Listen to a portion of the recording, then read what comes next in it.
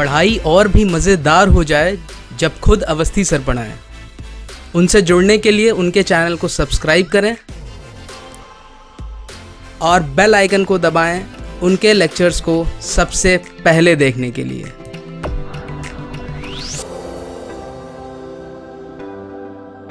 Hello students, welcome back to the second unit of signals and systems. In today's lecture we are going to discuss the time domain analysis of a discrete time system. देखिए unit 1 में हमने दो तरीके के system पढ़े थे. The first one was a continuous time system and the second one was a discrete time system. Continuous time system के लिए हम लोगों ने LTI सिस्टम पढ़ा था, linear time invariant system, and for discrete condition we have studied linear shift invariant system. That means a system that follows या obeys the property of linearity as well as shift invariance. ऐसे systems को हम LSI systems बोलते हैं. Second unit में हमें predominantly time domain में analyse करना है डिस्क्रीट टाइम सिस्टम्स को as well as continuous time systems को. तो सबसे पहले तो लेट मी ब्रीफ यू कि पूरे यूनिट में हमें करना क्या है. इस पूरी यूनिट में प्रीडोमिनेंटली एंड मोस्ट इंपॉर्टेंटली हमें सिस्टम्स के रिस्पॉन्सेस निकालने हैं. अब in order to find the response we have got a number of terms, a number of standard formulas. अगर मेरा इनपुट एक इंपल्स फंक्शन है तो I will call it impulse response. अगर मेरा इनपुट एक स्टेप फंक्शन है I will call it step response. And किसी भी सिस्टम में convolution is that process through which मैं आउटपुट और इनपुट के बीच में एक रिलेशन निकालता हूं. So we will be discussing convolution in detail, but before understanding the basic building block we need to understand the basic characteristic and the basic architecture of a LSI system. देखिए किसी भी LSI system को we can easily represent through this difference equation. The only thing that you have to learn in this unit is this difference equation. जैसे हमने differential equations पढ़ा था, हमने unit 1 में कुछ क्वेश्चंस भी किए थे related to differential equations. We had checked whether a given differential equation was representing an LTI system और नॉट. लाइकवाइज मैंने तब भी बताया था in case of discrete we will be analysing difference equation. तो किसी भी LSI सिस्टम यानी कि लीनियर शिफ्ट इनवेरिएंट सिस्टम को मैं प्रीडोमिनेंटली इस डिफरेंस इक्वेशन से रिप्रेजेंट कर सकता हूं, जहां पर A, K and B, K these are constants. K is any variable that is running from 0 to n and 0 to m. N and m are the building blocks, fine. And X n, this is my input, and Y n, this happens to be my output, fine. So this is how I can represent any difference equation. This is the standard difference equation of nth order. ठीक है ना. अब सवाल आता है how to find the solution of this particular difference equation.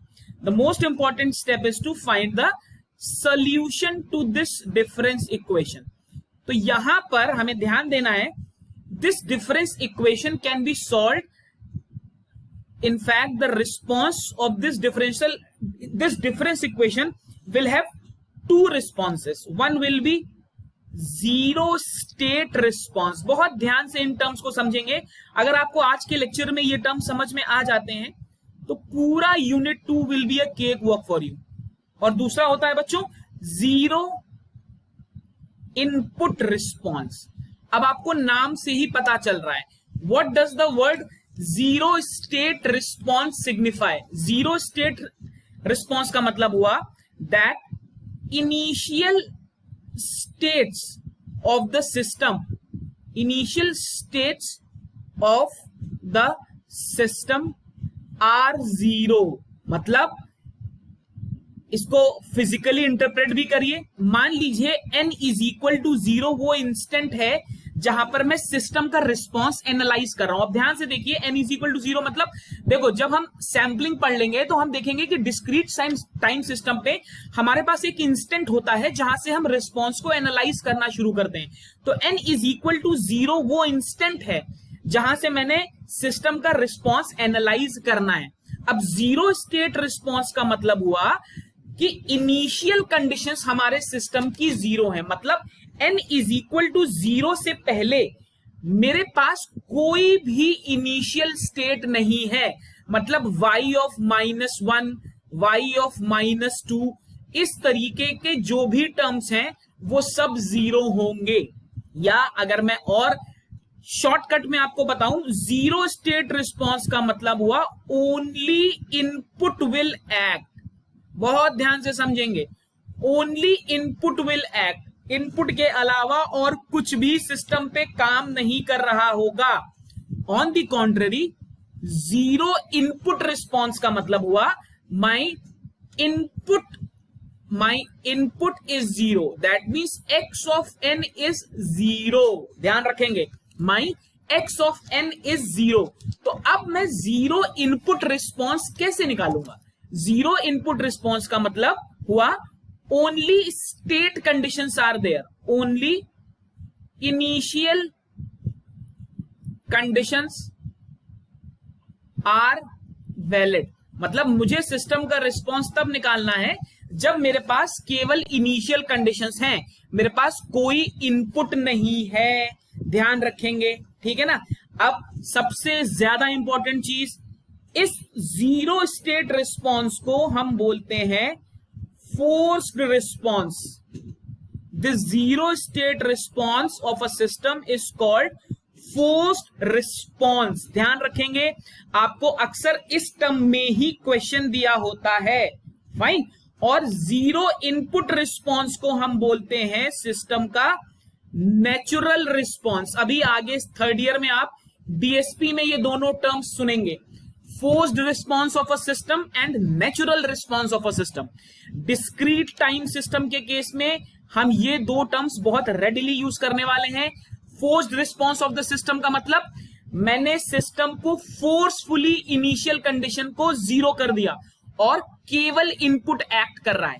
Natural का मतलब मैंने इनपुट जीरो कर दिया और नेचुरली सिस्टम की जो स्टेट्स थी, इनिशियल कंडीशंस थी, उन पर मुझे सिस्टम का रिस्पॉन्स चेक करना है। मतलब इनिशियल कंडीशन जीरो नहीं है, फाइन, मुझे कुछ फिक्स्ड वैल्यू दी हुई है जहां पर मुझे आउटपुट को निकालना है। तो ये डिफरेंस बच्चों ध्यान रखेंगे, okay. n is equal to zero पे मेरा सिस्टम रिलैक्स्ड है, यहां पर it is an initially relaxed system.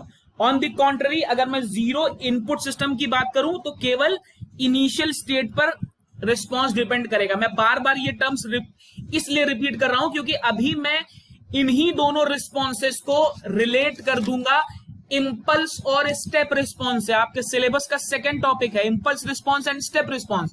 तो हम यहीं से उन रिस्पॉन्सेस पे पहुंचेंगे। अब जरा इसका कुछ मैथमेटिकल एनालिसिस करके देखते हैं।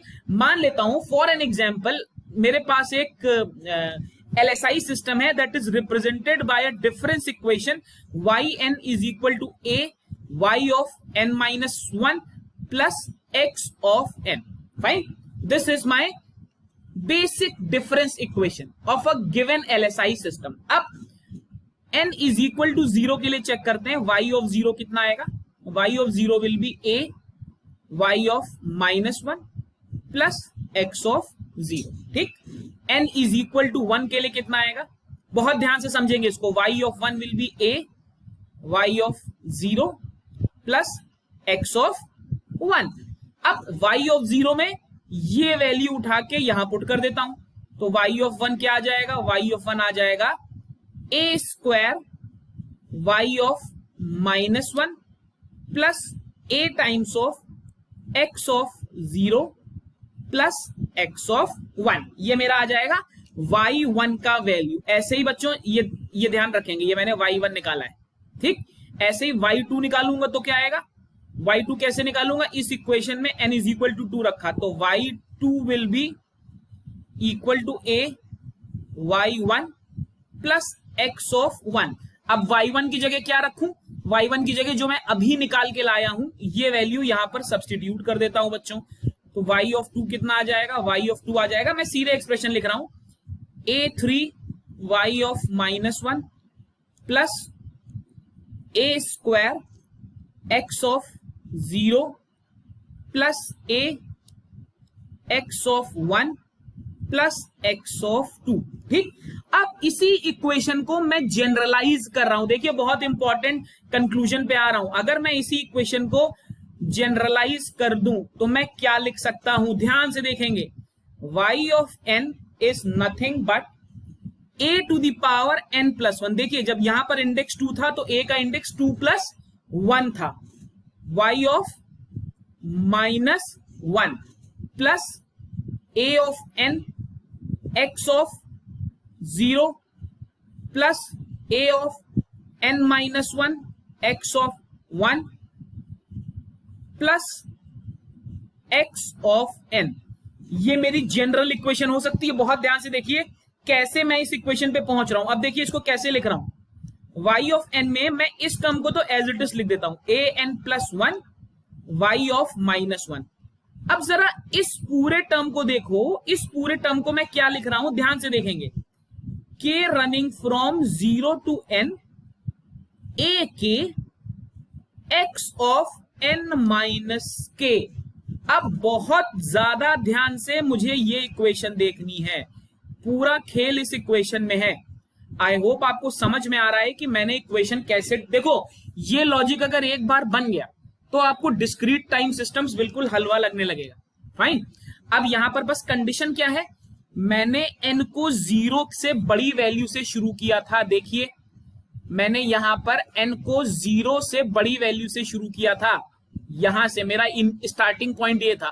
तो ये जो मैंने डिफरेंस इक्वेशन का स्टैंडर्ड फॉर्म बनाया, इस स्टैंडर्ड फॉर्म में मेरा सबसे इंपॉर्टेंट कंस्ट्रेंट क्या है, n is greater than equal to 0। अब इस इक्वेशन में अगर आप ध्यान से देखो तो आपको दो टर्म्स दिखाई दे रहे हैं।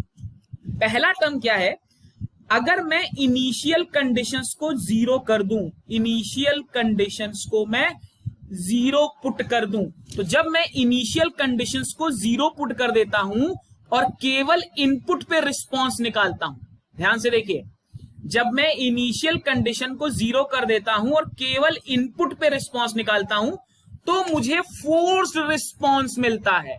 तो अगर मैं फोर्स्ड रिस्पॉन्स की बात करूं तो मैं अपने सिस्टम को कैसे लिख सकता हूं, y of forced n will be equal to k is equal to 0 to n a of k x of n-k n is greater than equal to 0। देखिए कितना इंपॉर्टेंट कंस्ट्रेंट है ये। यहां पर मैंने फोर्स्ड की बात की तो इसको 0 पुट कर दिया, ठीक।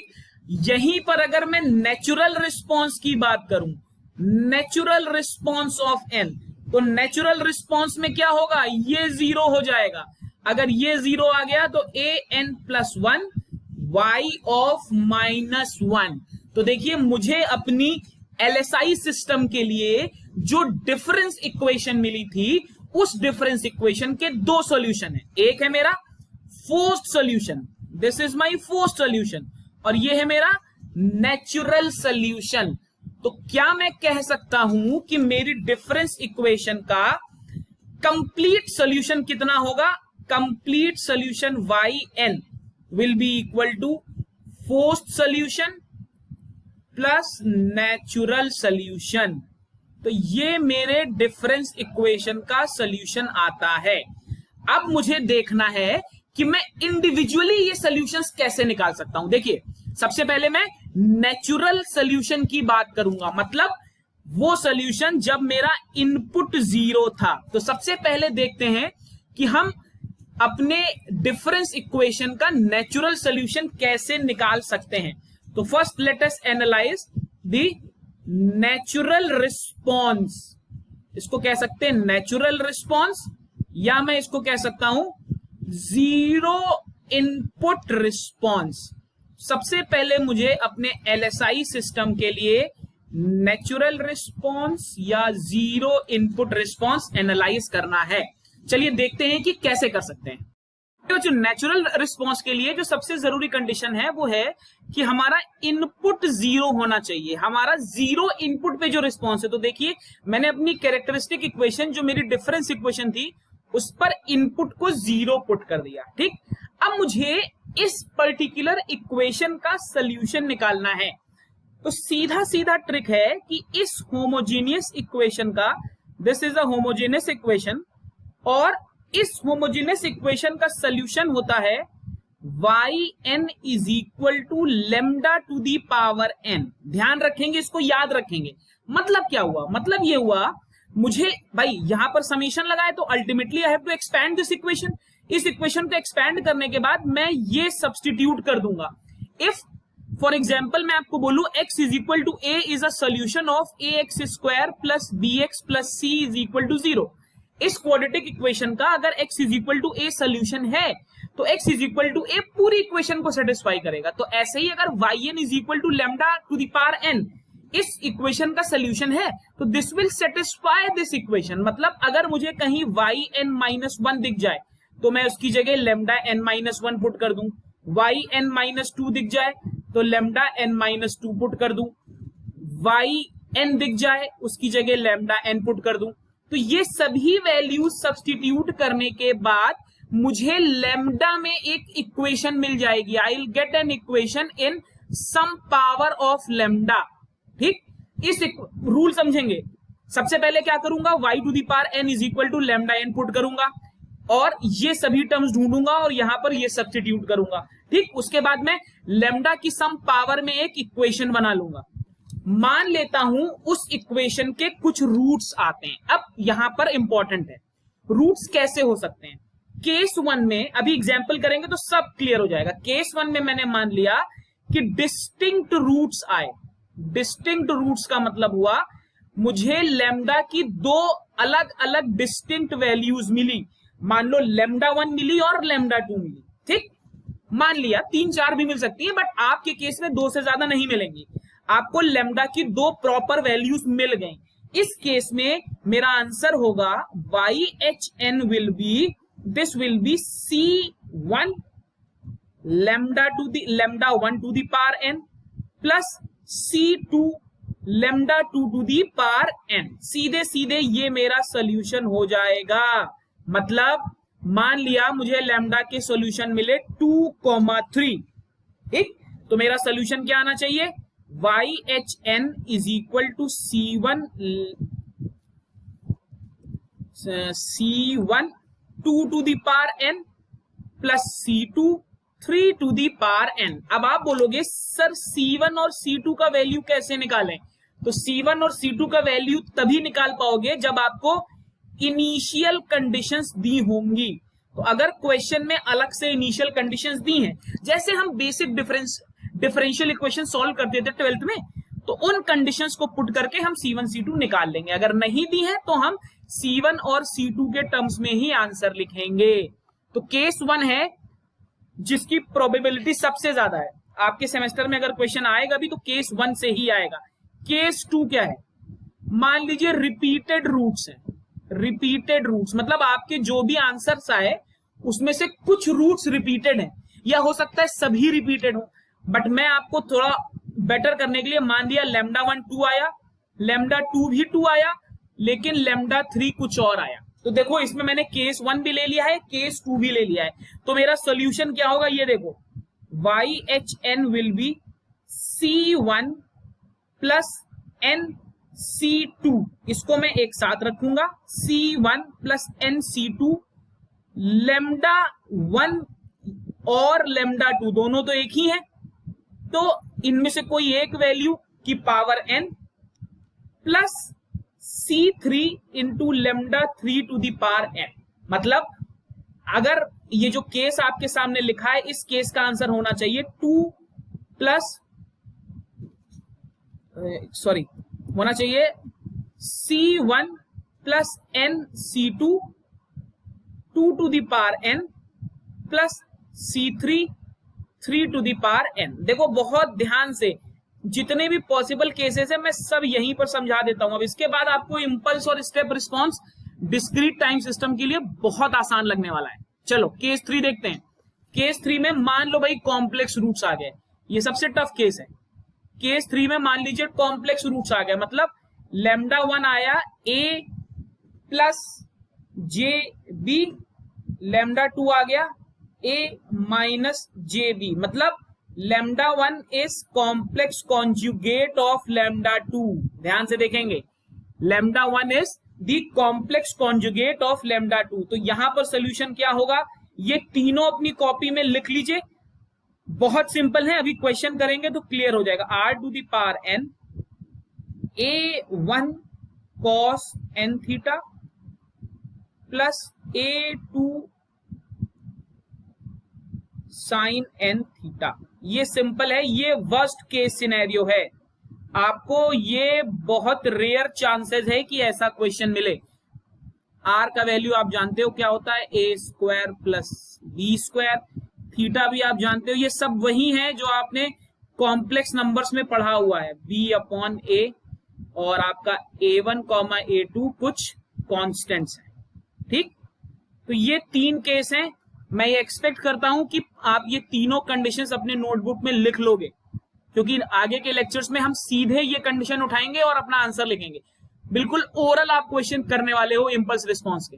ठीक, डिस्क्रीट टाइम सिस्टम के लिए. ऐसे ही हम आपको कंटिन्यूअस टाइम सिस्टम के लिए भी समझाएंगे. अब चलो, ये तो पूरी कहानी हो गई. अब जरा देखें कि करेंगे कैसे. एक क्वेश्चन करके देखते हैं. क्वेश्चन बहुत ध्यान से देखेंगे, बहुत मजेदार क्वेश्चन है. You have to find the natural response. आपको नेचुरल रिस्पॉन्स निकालना है. कब निकालना है, डिफरेंशियल, आपको डिफरेंस इक्वेशन दी है yn minus 1.5 y n minus 1 plus 0.5 y n minus 2 is equal to x n. ये डिफरेंस इक्वेशन दी है. आपको इसका नेचुरल रिस्पॉन्स निकालना है. साथ में आपको कुछ इनिशियल कंडीशंस दी हैं, y minus 1 is 1 and y minus 2 is equal to 0. अब सबसे पहली चीज जो आपके दिमाग में स्ट्राइक करनी चाहिए, अगर ये दिया है तो मैं C1 और C2 की वैल्यू निकाल सकता हूं. क्लियर है, बिल्कुल सेम वैसे ही है जैसे आपने 12वें और जेई में मैथ्स के डिफरेंशियल इक्वेशन के क्वेश्चंस किए थे. अब दूसरी इंपॉर्टेंट चीज मुझे क्या देखनी है कि मुझे निकालना है भाई नेचुरल रिस्पॉन्स. नेचुरल रिस्पॉन्स ध्यान देंगे तो नेचुरल रिस्पॉन्स के लिए सबसे जरूरी चीज क्या है, मेरा इनपुट शुड बी 0. अब देखो, क्वेश्चन में इनपुट 0 नहीं दिया है. क्वेश्चन में आपसे कह रहा है कि नेचुरल रिस्पॉन्स निकालो, तो आपको ये पता होना चाहिए कि नेचुरल रिस्पॉन्स में इनपुट 0 होता है. इसका मतलब मेरी डिफरेंस इक्वेशन अब क्या बन गई, yn minus 1.5 y n minus 1 plus 0.5 y n minus 2 is equal to 0. ये मेरी इक्वेशन बन गई. अब सोल्यूशन क्या था, yHn is equal to lambda to the power n. ये मेरा बेसिक सोल्यूशन था, मैंने इसको यहां पुट किया. देखिए क्या आएगा, yn है तो lambda to the power n minus 1.5. यहां पर yn माइनस 1 है तो lambda to the power n minus 1. यहां पर plus 0.5 lambda to the power n minus 2 is equal to 0. अब फिर से 90% बच्चे कंफ्यूज हो जाएंगे कि सर आगे कैसे करें, आपने तो बोला था इसका रूट निकालना है. चलो वो भी बता देता हूं, सीधा सा फंडा. लेमडा का जो भी लास्ट टर्म आए उसको बाहर ले लो, कॉमन ले लो. ठीक, अब यहां से lambda to the power n से अगर lambda to the power n minus 2 constant ले लोगे तो यहां क्या बचेगा, लेमडा स्क्वायर. यहां क्या बचेगा, माइनस 1.5 लेमडा. यहां क्या बचेगा, 0.5 इज इक्वल टू 0. ये सबसे हॉट पॉइंट है, वेरी इंपॉर्टेंट स्टेप. ठीक है, this is the most important step. मुझे कांस्टेंट टर्म से लेमडा की पावर को बाहर लेना है. अब बाहर लेने से फायदा क्या हुआ, ये 0 हो जाएगा. भाई इसके नीचे ले आऊंगा, ये 0 हो गया, तो इसको 0 करने से मेरी इक्वेशन बन गई. अब lambda square minus 1.5 lambda plus 0.5 is equal to 0. ये एक क्वाड्रेटिक इक्वेशन है. इसको और आसान कर देता हूं, lambda square minus 5 3 15 5 2 10 plus 1/2 is equal to 0. ये क्वाड्रेटिक इक्वेशन हो गई. 2 lambda square minus 3 lambda plus 1 is equal to 0. अब इसका रूट आप निकाल सकते हो, बहुत आसान है निकालना. चलिए निकालते हैं इसका रूट. इसका रूट मुझे वैसे ही दिख रहा है, इसका सोल्यूशन आएगा lambda minus 1 and lambda minus 1/2 is equal to 0। तो दो रूट्स आएंगे, लेमडा 1 आएगा 1, लेमडा 2 आएगा 0.5 यानी कि 1/2। अब देखो ये दोनों मेरे डिस्टिंक्ट रूट्स हैं, बहुत ध्यान से देखेंगे, बहुत मजेदार क्वेश्चन हो गया अभी। ये दोनों मेरे डिस्टिंक्ट रूट्स हैं। अब अगर ये मेरे डिस्टिंक्ट रूट्स हैं तो केस 1 बनता है।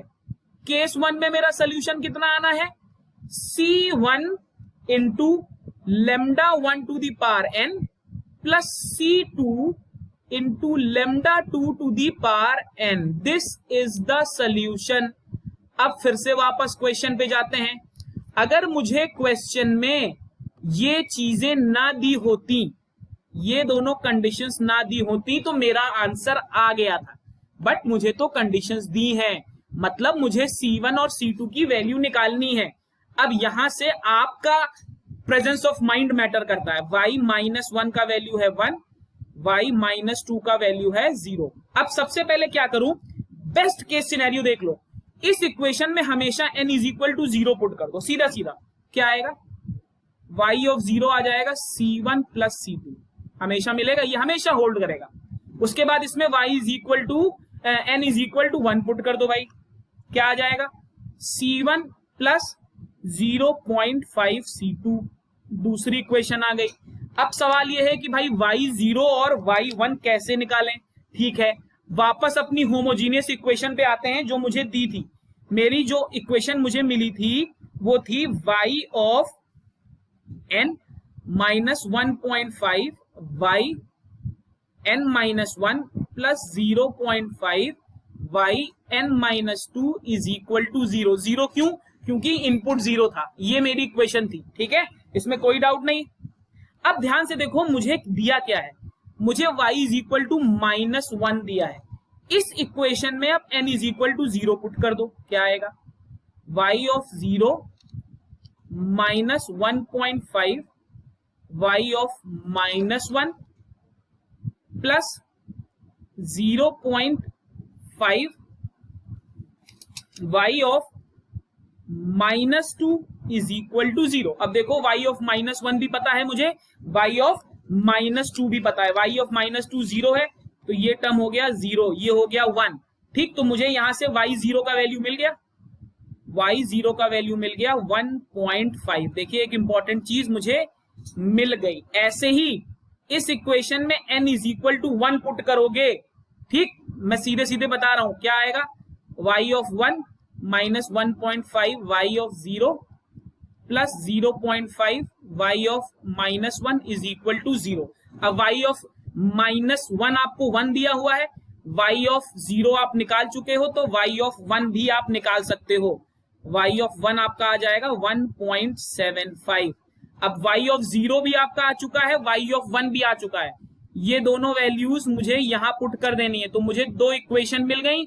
C1 और C2 में क्या क्या मिलेगी, C1 plus C2 is equal to 1.5 और दूसरी मिलेगी C1 plus 0.5 C2 is equal to 1.75। अब इन दोनों इक्वेशन को आप सॉल्व कर लोगे, मैं सीधे बता रहा हूं, C1 का वैल्यू 2 आएगा और C2 का वैल्यू माइनस 0.5 आएगा। अब आपके पास C1 है, C2 है, सीधे सॉल्यूशन लिख सकते हैं। तो मेरा सॉल्यूशन आ जाएगा y of n is equal to C1 की जगह 2 1 to the power n minus 0.5 into 0.5 to the power C2 की वैल्यू है 0 टू दी पावर 5 n। ठीक, ये आ जाएगा। अब तो इसमें कोई डाउट नहीं है किसी को, फाइन। आपको कुछ नहीं करना है, केवल C1 और C2 का वैल्यू इस पर्टिकुलर कंडीशन पे रख देना है और कुछ नहीं करना है। यहां पे जो भी आपकी वैल्यू आई आप चेक कर लीजिएगा, हो सकता है मेरी वैल्यू गलत हो, मैंने सॉल्व करके अलग से वैल्यू सीधे लिखी है, इट माइट बी रॉन्ग, तो आप अपना चेक कर लेना। मेथड आई होप आप सभी लोगों को समझ में आ गया होगा, फाइन। तो this is how we find the natural response. अब बात करते हैं बच्चों फोर्स्ड रिस्पॉन्स। चलिए बच्चों, फोर्स्ड रिस्पॉन्स का मतलब हुआ कि मुझे अपनी डिफरेंस इक्वेशन का रिस्पॉन्स निकालना है किसी भी गिवन इनपुट के लिए। मतलब अब की बार मुझे इनपुट दिया होगा, ठीक। अच्छा, और दूसरी कंडीशन क्या है कि इनिशियल कंडीशंस मेरी जीरो होंगी। Fine, means xn can be any function. अब देखो फोर्स्ड रिस्पॉन्स निकालते कैसे हैं। फोर्स्ड रिस्पॉन्स के दो सोल्यूशन होते हैं, मतलब forced response is YHN homogeneous response plus particular solution. ठीक, होमोजेनस रिस्पॉन्स और पर्टिकुलर सोल्यूशन। तो होमोजेनस रिस्पॉन्स तो बिल्कुल वही चीज है जो मैंने नेचुरल रिस्पॉन्स में निकाली है। मतलब अगर मुझे फोर्स्ड रिस्पॉन्स भी निकालना है तब भी मुझे नेचुरल रिस्पॉन्स तो निकालना ही है। नेचुरल रिस्पॉन्स का मतलब मुझे इनपुट को जीरो करके देखना ही है। तो जो अभी हम यहां पे पढ़ के आए हैं ये पूरी चीज तो मुझे करनी ही है, चाहे मुझसे कुछ भी पूछा जाए। ओके, चलो अब सवाल आता है कि पर्टिकुलर सोल्यूशन कैसे निकालेंगे। तो देखो, पर्टिकुलर सोल्यूशन का ही सारा खेल है।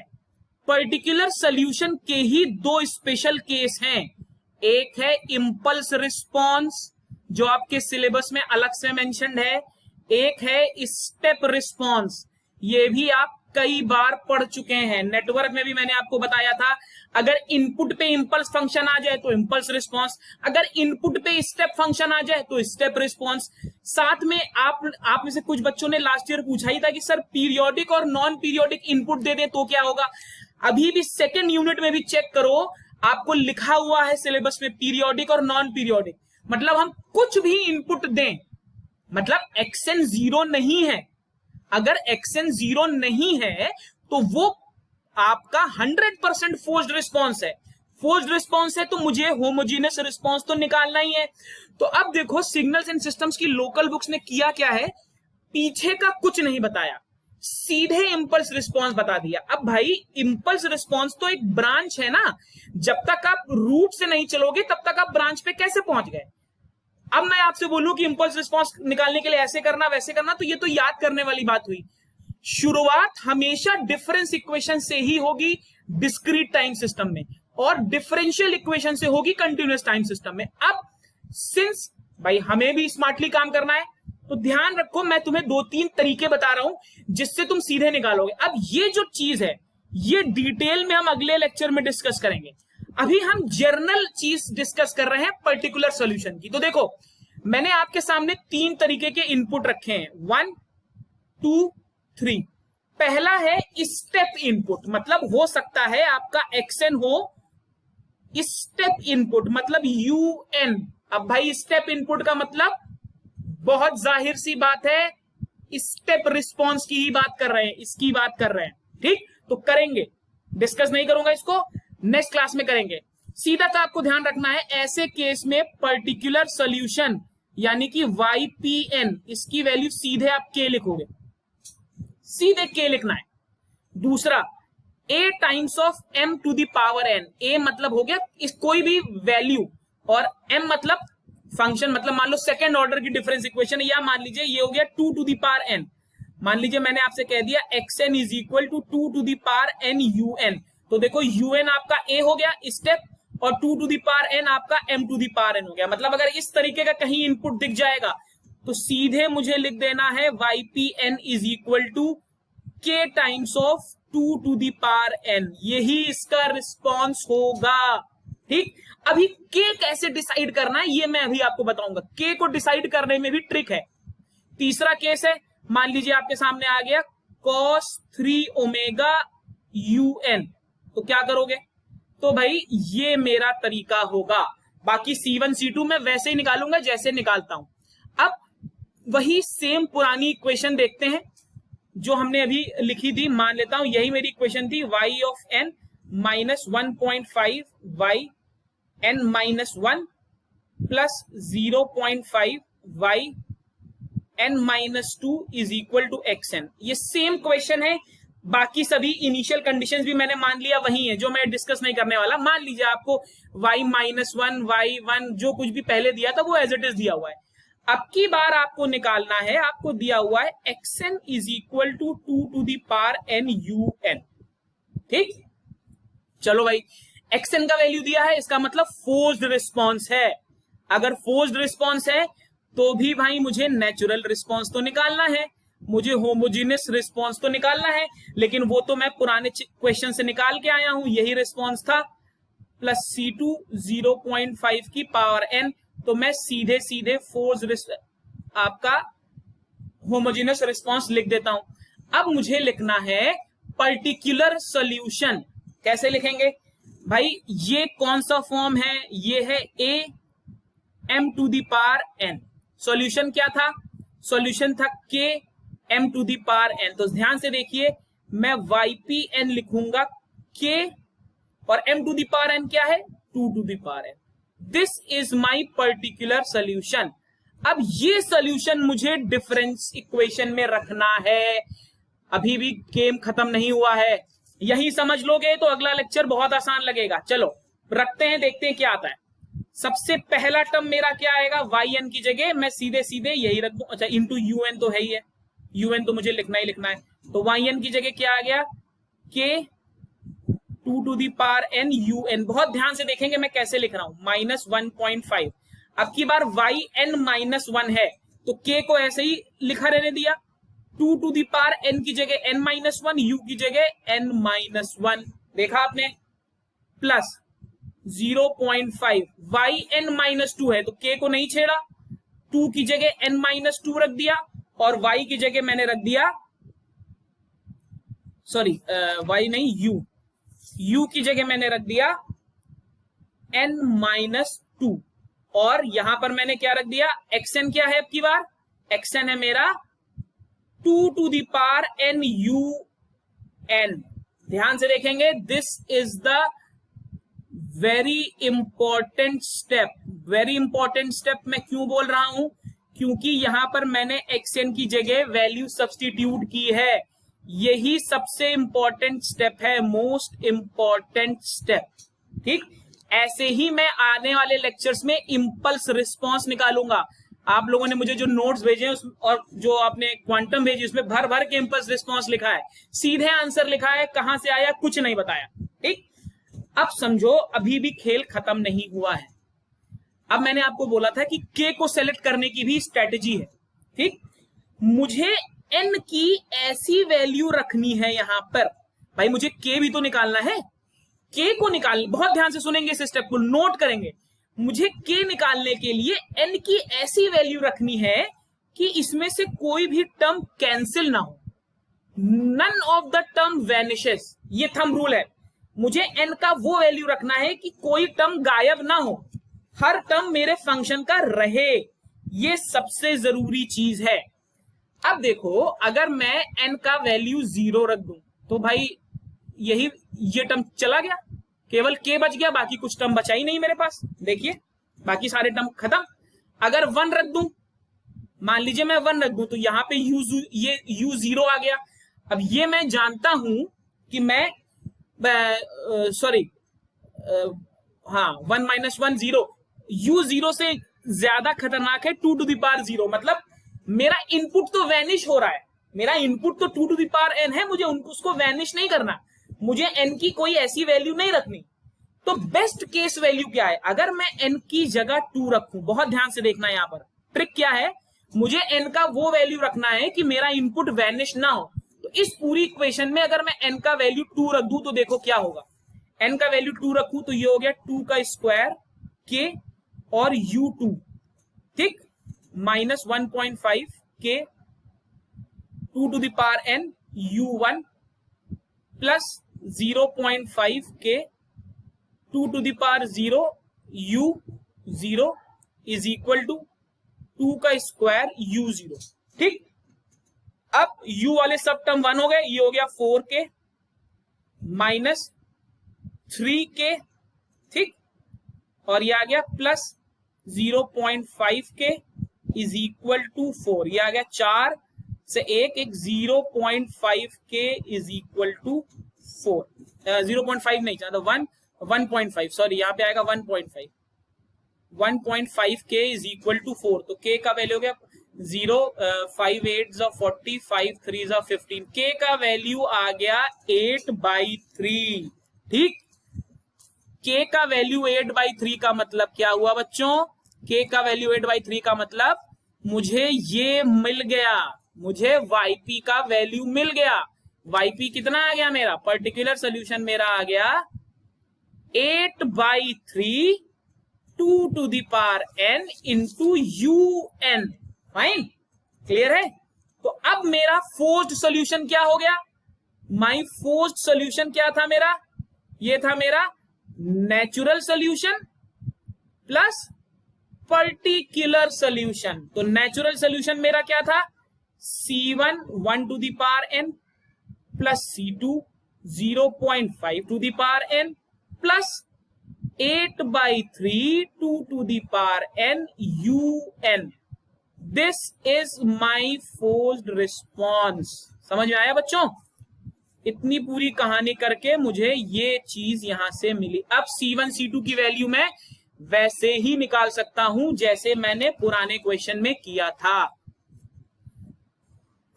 Okay, it was an interesting lecture, concept भी अच्छा था। आई होप आपको समझ में आया होगा। इसको ध्यान से देखेंगे, नोट करेंगे। सबसे इंपॉर्टेंट चीज है, सभी कॉन्सेप्ट्स नोट करना बहुत जरूरी है। ये आपको सभी बुक्स में नहीं मिलेगा। एक बुक आती है पी रमेश बाबू करके, साउथ इंडिया में बहुत पॉपुलर है। साउथ के जितने इंजीनियरिंग कॉलेजेस हैं वहां पे ये बुक चलती है।